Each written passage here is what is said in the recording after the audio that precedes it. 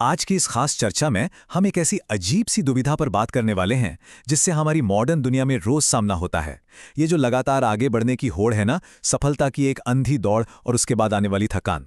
लगता है जैसे सब एक ऐसे चक्रव्यूह में फंस गए हैं जहां कुछ भी काफी नहीं लगता। तो चलिए इस अजीब से मनोवैज्ञानिक विरोधाभास यानी पैराडॉक्स की गहराई में उतरते हैं। क्या कभी ऐसा महसूस हुआ है कि चाहे कितना भी कुछ हासिल कर लिया जाए, वो कभी पूरा क्यों नहीं लगता? ऐसा लगता है जैसे हमेशा कुछ ना कुछ छूट रहा है, कोई ऐसी चीज जो बस थोड़ी ही दूर है। बुनियादी सवाल यही है, ज्यादा पाना कभी इनफ यानी पर्याप्त क्यों नहीं लगता? आज एक बेहद दिलचस्प कहानी के जरिए इस एहसास का विश्लेषण करेंगे। सच कहूं तो समाज लगातार इन्हीं चीजों के पीछे भागने के लिए एक दबाव बनाता है। पैसा, कामयाबी, पहचान, आराम और सुरक्षा। लगता है कि बस ये मिल जाए तो लाइफ सेट है, खुशी मिल जाएगी। लेकिन कितनी अजीब बात है ना कि जब इनमें से कुछ चीजें हासिल हो भी जाती हैं, तब भी वो अंदर का खालीपन नहीं जाता। वो बस अपना आकार बदल लेता है। शांति थोड़ी देर के लिए जरूर मिलती है, लेकिन दिमाग पर बोझ और ज्यादा बढ़ जाता है। इस अंतहीन दौड़ को समझने के लिए आइए एक कहानी सुनते हैं। ये कहानी है हरि की, जो एक बहुत ही शांत गांव में रहता था। उसका जीवन, उसका गांव आज की इस भाग-दौड़ और कामयाबी के रडार से बिल्कुल बाहर था। एक ऐसी जगह जिसे आज की दुनिया शायद पिछड़ी हुई मान ले। हरि का फंडा बड़ा ही सिंपल और साफ था। पर्याप्त होना अपने आप में एक बहुत खूबसूरत बात है। उसका एक छोटा सा लकड़ी का घर था, जो किसी बड़ी महत्वाकांक्षा से नहीं बल्कि बहुत प्यार और देखभाल से बनाया गया था। आंगन में एक आम का पेड़ था। उस पर बहुत ज्यादा फल तो नहीं आते थे, लेकिन जब भी पहला आम पकता, हरि उसे बहुत प्यार से तोड़ता और बिना किसी उम्मीद के वहां से गुजरने वाले किसी थके हुए पड़ोसी या बच्चे को दे देता था। आइए देखते हैं कि सच्ची और सचेत शांति असल जिंदगी में दिखती कैसी है। हरि की सुबह कुछ ऐसी ही होती थी। वो सूरज उगने से पहले उठता था, किसी अलार्म या मजबूरी की वजह से नहीं, बल्कि इसलिए क्योंकि उसे उस शांत पल की कीमत पता थी। बाहर खड़े होकर ताज़ी हवा महसूस करना, पेड़ों की आवाज़ें सुनना, फिर आराम से बिना किसी जल्दबाजी के अपनी साधारण सी चाय पीना। उसके दिमाग में आगे का कोई टास्क या प्लान नहीं होता था, बस उस पल में पूरी तरह मौजूद रहना। पर कहते हैं ना, जहां शांति होती है वहां हलचल भी जरूर आती है। हरि के इस शांत जीवन में एक दिन एक अजनबी की एंट्री होती है। ये शहर का एक तेज तर्रार, महंगे कपड़े पहने हुए शख्स था। उसकी आंखों में चीजों को सराहने का भाव नहीं था, बल्कि हर चीज का आर्थिक मूल्यांकन करने की आदत थी। उसके नजरिए से देखें तो हरि का यह शांत जीवन एक बहुत बड़ी वेस्टेड अपॉर्चुनिटी या बर्बाद अवसर था। यहां दो बिल्कुल अलग बल्कि टकराती हुई दुनिया देखने को मिलती हैं। एक तरफ हरि की सच्ची संतुष्टि है, मैं शांति से उठता हूं, भूख लगने पर खाता हूं, और दूसरी तरफ उस अजनबी की अंतहीन महत्वाकांक्षा, विस्तार करो और उगाओ, बेचो, बड़ा बनाओ। जब हरि ने बड़े आराम से पूछा कि ज्यादा पैसे से आखिर होगा क्या, तो उस अजनबी ने तुरंत कहा, ज्यादा आराम, ज्यादा सुरक्षा। इस पर हरि मुस्कुराया और बोला, लेकिन शांति तो पहले से है, इसमें और क्या जोड़ लोगे?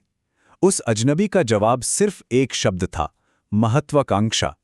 और सच बात तो ये है कि इसी एक छोटी सी बातचीत ने सारा खेल बदल दिया। अजनबी की इन बातों ने हरि के दिमाग में संदेह का एक छोटा सा पर बेहद खतरनाक बीज बो दिया। पता है, उस रात सालों में पहली बार हरि ठीक से सो नहीं पाया। दिमाग में बस एक ही लूप चल रहा था, क्या वाकई कुछ छूट रहा है? क्या ये जिंदगी काफी नहीं है? और एक बार जब ये ख्याल दिमाग में आ जाए ना, तो फिर वो आसानी से नहीं निकलता। और फिर अगली सुबह आते आते सब कुछ बदल चुका था। हरि अब वो शांत इंसान नहीं रहा। वो सीधा अपने बगीचे में गया और उसे कैलकुलेशन की नजर से देखने लगा। उसने सोचा, हाँ, ये और बड़ा हो सकता है। उसने नए बीज लाए, नए उपकरण खरीदे, जमीन बढ़ाई और बिल्कुल वही किया जो उस अजनबी ने उसे करने को कहा था। अब अगर इन आंकड़ों पर ध्यान दे तो साफ दिखता है कि हरि ने वो सब हासिल कर लिया था। जैसे जैसे वक्त बीता, फसल की पैदावार और कमाई दोनों का ग्राफ तेजी से ऊपर गया। गांव के लोग उसकी वाहवाही करने लगे, उसे एक मिसाल मानने लगे। बाहर से देखा जाए तो ये एकदम परफेक्ट सक्सेस स्टोरी थी। लेकिन इस विस्तार की, इस कामयाबी की एक बहुत भारी भावनात्मक कीमत चुकानी पड़ी थी, और वो कीमत थी शून्य। अब उस बगीचे में एक भी पक्षी नहीं आता था, क्योंकि मुनाफे के चक्कर में उनके लिए एक भी बीज नहीं छोड़ा गया था। वो सुबह की आराम वाली चाय अब बस एक जल्दी जल्दी निपटाया जाने वाला काम बन चुकी थी। वो शांत सुबह पूरी तरह गायब थीं और उनकी जगह आगे की चिंताओं ने ले ली थी। फिर एक शाम एक ऐसा निर्णायक पल आया जिसका आना तय था। एक लंबा थका देने वाला दिन खत्म करके हरी अकेला बैठा था। उसके हाथ में एक आम था, इस नए बड़े बगीचे का सबसे बड़ा और शानदार दिखने वाला आम। उसने एक बाइट ली और वो वहीं रुक गया। उसका स्वाद बिल्कुल बेजान और साधारण था। उसमें वो पहले जैसी मिठास, वो खुशी, वो जादू बचा ही नहीं था। बगीचा काफी बड़ा हो चुका था, पर अंदर एक अजीब सा खालीपन था। वहां का सन्नाटा अब सुकून नहीं देता था, बल्कि बहुत भारी और डरावना महसूस होता था। उस बोझ वाली शाम ने हरी को अंदर तक हिला दिया और अगली सुबह उसने एक ऐसा फैसला लिया जो उसको वापस उसकी जड़ों की तरफ ले गया। उसने कुछ ऐसा किया जो उसने बहुत वक्त से नहीं किया था। कुछ भी नहीं। वो बस उस बड़े से फार्म के शोर मचाते सन्नाटे के बीच बैठ गया और बस इंतजार करने लगा। ये जो वापस लौटने की प्रक्रिया थी, ये रातों रात नहीं हुई। देखिए कैसे चीजें बदलीं। शाम को उस बेस्वाद आम को खाने के बाद वो अगली सुबह शांति से बैठा। कुछ ही मिनट बाद वहां एक पक्षी आया, फिर एक और। हरी ने अपनी जेब से थोड़े बीज निकाले और उन्हें खिलाए, और बस उसी पल में वो खोई हुई समझ वापस लौट आई। उसे महसूस हुआ कि वो पहले भी अधूरा नहीं था, बस ये बात भूल गया था। आने वाले हफ्तों में हरी ने धीरे धीरे अपने बगीचे को वापस छोटा करना शुरू कर दिया, बस उतना ही रखा जितनी जरूरत थी। और इस तरह उसकी चाय, उसके पक्षी और उसकी शांति सब वापस लौट आए। खैर कुछ वक्त बाद वो अजनबी शख्स गांव वापस आया। उसने देखा कि हरी तो ठीक उसी जगह उसी आराम से बैठा है। उसने एक बहुत ही निराश और कैलकुलेशन वाले अंदाज में हरी को देखा और बोला, तुमने तो कोई विकास ही नहीं किया। अजनबी को लगा कि हरी अपनी सारी तरक्की गंवाकर वापस उसी शून्य पर आ गिरा जहां से उसने शुरू किया था। लेकिन इस बार हरी ने जो जवाब दिया वो बहुत गहरी शांति से भरा था। उसने मुस्कुराते हुए कहा, मैंने विकास किया है। और वाकई उसने अपनी जिंदगी का सबसे बड़ा सबक सबसे मुश्किल तरीके से सीखा था कि ज्यादा होना हमेशा बेहतर नहीं होता।